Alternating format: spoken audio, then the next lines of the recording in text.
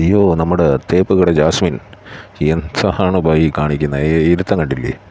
ഇങ്ങനെ ഇരുന്ന് ഇങ്ങനത്തെ ഒരു വൃത്തികെട്ട ഒരു അലവലാതി, അല്ല എന്ത് വാക്കാ പറയേണ്ടത്? എന്തെങ്കിലുമൊക്കെ പറഞ്ഞു കഴിഞ്ഞാൽ അത് കൂടിപ്പോവും, അത് പിന്നെ തെറ്റായി പോകും. പക്ഷെ നമുക്ക് കുഴപ്പമൊന്നുമില്ല, നമ്മൾ പറയേണ്ടത് പറയും, ആരുടെ മുഖത്ത് നോക്കിയിട്ടാണേലും.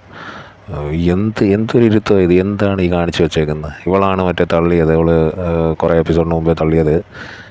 ഞാൻ ചെറുപ്പത്തിൽ ഭയങ്കര കഷ്ടപ്പാടും ഭയങ്കര ദുരിതത്തിലൂടെയൊക്കെ പോയതാണ്. ഫാമിലിയിൽ കാശില്ലായിരുന്നു, ഫുഡില്ലായിരുന്നു, ഞങ്ങളെന്തോ ഷെയർ ചെയ്ത് കഴിച്ചു, ആന ചേന എന്നൊക്കെ പറഞ്ഞ് മറ്റേ സെൻറ്റിമെൻറ്റ് കിട്ടാൻ വേണ്ടിയിട്ട് കാണിച്ച ആളാണ് ഇരിക്കുന്നത്. എന്തൊരു വൃത്തികേടാണ് ഇത്! ഇവൾക്ക് അറിയാതെ ചെയ്തതാണ്. പിന്നെ ഇതിനകത്ത് മനസ്സിലാക്കേണ്ട വേറെ ഒരു കാര്യമുണ്ട്. അത് ബിഗ് ബോസിലെ ആൾക്കാർ അത് എടുത്ത് കാണിക്കുന്നുണ്ട്. അവർ ഫുള്ള് ബയാസ്ഡാണെന്നൊന്നും പറയാൻ പറ്റില്ല. അതോ ഇനി അവന്മാർ ഓർക്കപ്പുറത്ത് ചെയ്തതാണോ എന്നറിയില്ല. ഇതിനെയും മായ്ച്ച് കളയാനുള്ള സാധ്യതയുണ്ട്. ഇത് മായ്ച്ച് കളഞ്ഞു കഴിഞ്ഞാൽ നമുക്ക് കൺഫേമായിട്ട് അറിയാൻ പറ്റും ഇവർ ബയാസ്ഡാണെന്നുള്ളത്.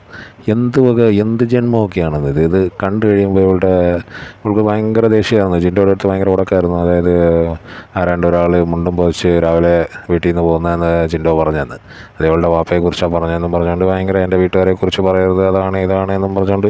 പക്ഷേ ഇവൾക്ക് എന്തും പറയാം ഇവൾക്ക് അയാളെ മണ്ടാന്ന് വിളിക്കാൻ, ഇവൾക്ക് അയാളെ കാക്കാന്ന് വിളിക്കാൻ, ഇവൾക്ക് അയാളെ എന്തൊക്കെ തെറിയൊക്കെ വിളിക്കുന്നത്. പകുതി സാധനങ്ങൾ മറ്റേ മ്യൂട്ട് ചെയ്ത് കളയാണ്.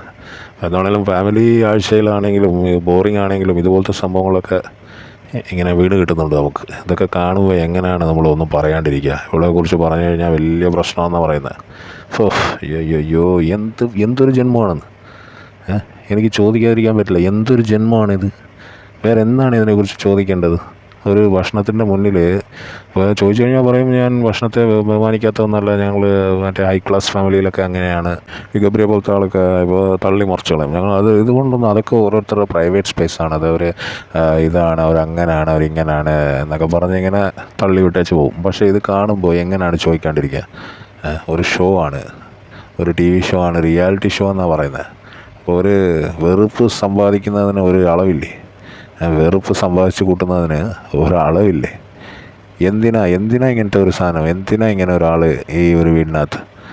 ഈ ഒരാളുണ്ടെങ്കിലാണ് അവിടെ രസമുള്ളൂ എന്നാണ് അവർ പറഞ്ഞു വരുന്നത്. ബിഗ് ബോസിലെ ആൾക്കാർ അവർ തമ്മിൽ സംസാരിക്കുന്നത് എന്താണെന്ന് വെച്ചാൽ, ഈ ഒരാളില്ലെങ്കിൽ ഇത്രയും അടിയും ഇത്രയും ബഹളമൊക്കെ ഉണ്ടാകുമായിരുന്നോ? ഇല്ല എന്നാണ് പറയുക. പക്ഷേ ഇങ്ങനത്തെ കാര്യങ്ങളൊക്കെ അംഗീകരിച്ചു കൊടുക്കാൻ പറ്റില്ല. പിന്നെ എപ്പിസോഡിൽ അപ്സരയുടെ അമ്മ വന്നു, ഭർത്താവ് വന്നു. വെള്ളിയാഴ്ചത്തെ എപ്പിസോഡിൻ്റെ കാര്യമാണ് ഞാൻ പറയുന്നത്. ഇന്നലെയല്ല, ഇത് ഇന്ന് തന്നെയാണ്. എനിക്ക് ആ കൺഫ്യൂഷനായി. ഇത് കണ്ടപ്പോൾ ഇതിനെക്കുറിച്ച് സംസാരിച്ചപ്പോൾ ഞാൻ ഇതായിപ്പോയി. സായികൃഷ്ണയുടെ വൈഫ് വന്നു, സ്നേഹ വന്നിട്ട് ഭയങ്കര ലിപ് ലോക്ക് ഒക്കെ ആയിരുന്നു അവിടെ വന്നിട്ട്. അത് കഴിഞ്ഞ് നാളെ ട്രോളാവുമെന്നറിയില്ല. പുള്ളിക്കാരി ഇതാ പുറത്ത് വന്ന് വീഡിയോ കേട്ടിട്ടുണ്ട് സീക്രട്ട് ഏഷ്യൻ്റെ ഇതിൽ.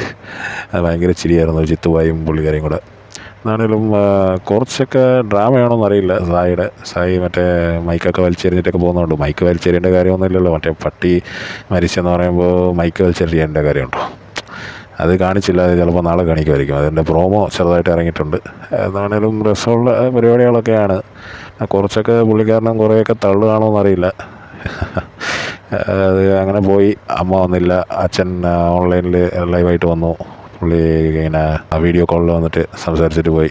പക്ഷേ ഈ ഒരു സീൻ ഞാൻ ഇത് തന്നെ വെച്ചേക്കുന്നതെന്ന് പറഞ്ഞാൽ, ഇത് കണ്ട ആൾക്കാരുടെ മനസ്സിൽ ഇവളെ കാർക്കിച്ച് തുപ്പാനുള്ള ഒരു ഫീലിംഗ് വരണം, അല്ലാണ്ട് എന്ത് പറയാം. ഈ വെള്ളിയാഴ്ചത്തെ എപ്പിസോഡ് കാണുമ്പോൾ എനിക്ക് തോന്നുന്നത് ഈ ആഴ്ച കുറേ ആൾക്കാർ അങ്ങ് സേവായി പോകുമായിരിക്കും എന്നാണ് തോന്നുന്നത്. എന്താണെന്ന് വെച്ചാൽ ഫാമിലി വീക്കൊക്കെ ആയിരുന്നല്ലോ, അപ്പോൾ എല്ലാവരും ഹാപ്പിയാണ്. അങ്ങനെ സേവാക്കി വിട്ടിട്ട് ചിലപ്പോൾ ശ്രീധുവോ അർജുനോ പുറത്ത് പോകാനുള്ള സാധ്യത ഉണ്ടെന്ന് തോന്നുന്നു. ആ 2 എണ്ണത്തിനെ ശ്രീധു കുറച്ചൊന്ന് ലൈൻ പിടിക്കുന്നുണ്ടെന്ന് തോന്നുന്നു ഇപ്പോൾ അമ്മ വന്ന് പറഞ്ഞതിന് ശേഷം. അതാണേലും അവൾ നന്നായാൽ അവൾക്ക് കൊള്ളാം. അല്ലാതെ പാഴ് ചെക്കൻ്റെ കൂടെ നിന്ന് മറ്റേ ശ്രീജുൺ എന്നും പറഞ്ഞുകൊണ്ട് കോംബോ വളർത്താനൊക്കെ നിന്ന് കഴിഞ്ഞാൽ വെറുതെ ആയി പോകുന്നേ ഉള്ളൂ അവളുടെ കാര്യം. അവളുടെ അമ്മ പറഞ്ഞ പോലെ വെളിയിൽ വന്നാൽ പാഴായി പോവും ജീവിതം എന്നുള്ള ഒരു ബോധ്യമുള്ളതുകൊണ്ടാണ് അവളുടെ അമ്മ അത്രയ്ക്കും സ്ട്രോങ് ആയിട്ട് തന്നെ അവളോട് പറഞ്ഞിട്ട് പോയത്. അതൊക്കെ തലയിൽ കയറിയോ എന്തോ. താണേലും ഇപ്പോൾ ലാലേട്ടൻ വന്നിട്ട് എപ്പിസോഡൊക്കെ റെഡിയാക്കിയിട്ട് ഉണ്ടാവും. നാളെ ഏറെയുമല്ലോ, വെള്ളിയാഴ്ചയാണ് ഇയാൾ വരിക. വെള്ളിയാഴ്ച വന്ന് എന്താ മോളെ എന്താ മോനെ എന്നൊക്കെ പറഞ്ഞിട്ട് അങ്ങനെ തള്ളി മറിച്ചിട്ട് പോകും. പുള്ളിക്ക് തരുന്ന സ്ക്രിപ്റ്റ് വായിക്കുക എന്നുള്ളതാണ്. ഇപ്പോൾ ലാൽ ഫാൻസ് വന്ന് നമ്മുടെ തലയിൽ കയറുക എന്നുള്ളതാണ്.